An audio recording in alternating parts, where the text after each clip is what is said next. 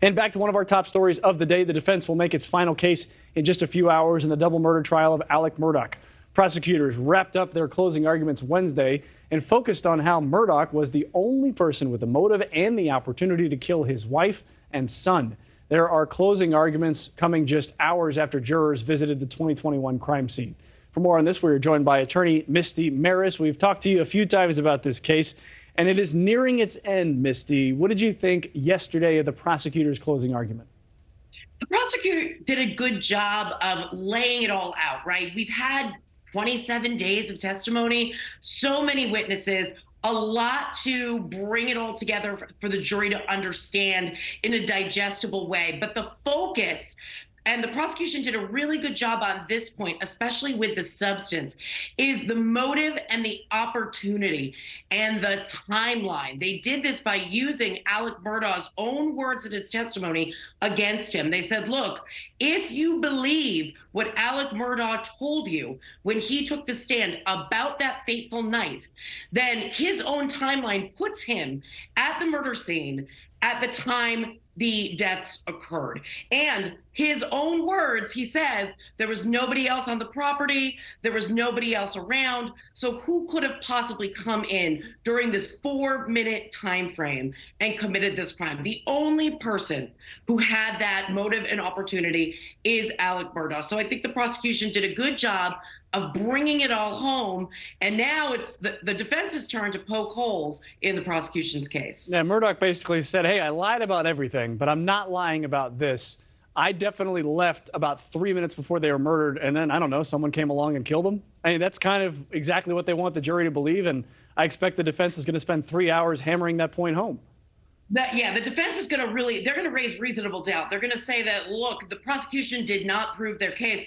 But Mitch, to your point, that's where the jury instructions are really going to be important. The jurors are going to be told, use your common sense. You don't give that up when you walk into that jury room. You look at all the evidence through the prism of your own life experience. And so from the prosecution perspective, common sense says, well, there's no one else who could have possibly committed this crime. Now, the defense, they've proposed an alternative scenario where there were two shooters. They've said that Murdaugh is a family man, that even if he's a liar, even if he stole from people, even if he's a thief, he is not a murderer. And look, to the extent that he was able to convince one or more of the jurors that he's a bad guy, but he's not a cold-blooded killer, well, then that person may be more likely to adopt the defense side. But it's really important to understand the different function of the defense from the prosecution. The prosecution has to prove the case beyond a reasonable doubt.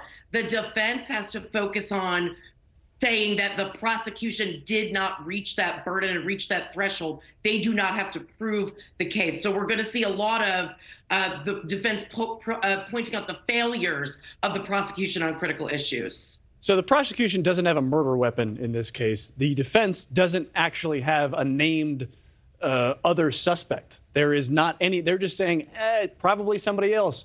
We don't know. Our client didn't do it. What do you think is a bigger liability here? A lack of a murder weapon or a lack of another suspect that you can name and point out and say, no, that guy did it?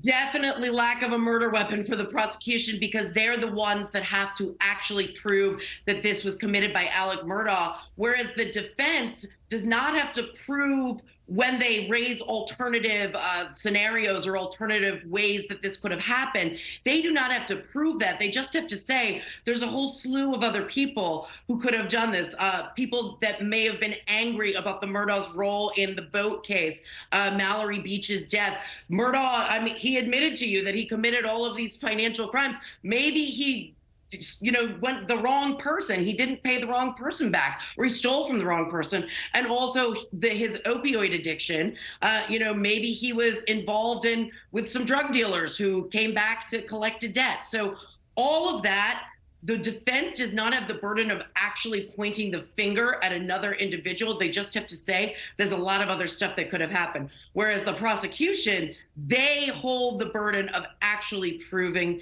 the case. So that's how, when the defense actually explains those roles, which they're going to hammer to the jury, that's how they're going to overcome the fact that they don't have an individual to identify as far as an alternate perpetrator. Thanks for watching. Go to newsnationnow.com to find NewsNation in your cable lineup. And don't forget to click the red subscribe button below to get more of NewsNation's fact-based, unbiased coverage.